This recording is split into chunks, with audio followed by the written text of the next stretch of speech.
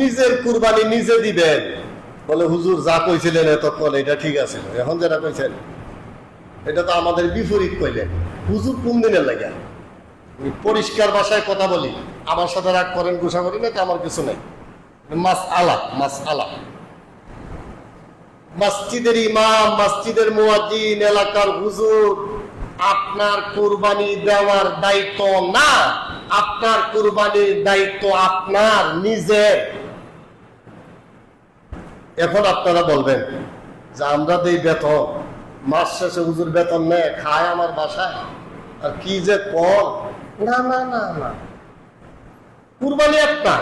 হ্যাঁ, আমি যদি মনে করি ইসলামিক কায়দা মোতাবেক হুজুরের কুরবানিটা দিয়া দিলে আমার কুরবানিটা সহি বলে মনে হবে, তাহলে উনি আপনাকে হেল্প করছে, সাহায্য করছে, এটাকে বলে উজরাত।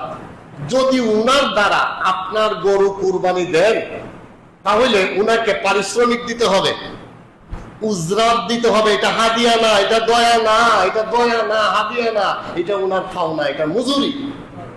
গরুর দাম 1 লাখ টাকা, কিন্তু উনার 1000 টাকা দিতে পারেন না, 500 টাকা অন্তত পক্ষে দিতে পারেন না। এমন লোক আমি পাইছি অন্তত পক্ষে। হুজুর দেখা কর্ম নেই, প্রতি বছর ঈদ আসে আর কয় দেখা কর্ম নেই, 4 বছর যায়, 5 বছর যায়, তার দেখার শেষ হয় না। এটা বল নাই, এমনকি আপনার কুরবানি হওয়া না হওয়ার বিষয়ে এটা সন্দেহ আছে। কারণ যারা দিয়ে কুরবানি করাইলেন উনার মনটাই তো খুশি না, উনারে তো উজরত দিলেন না, পারিশ্রমিক দিলেন না। কুরবানি করার কথা ছিল আপনার, নিজের গরু নিজে দিবেন।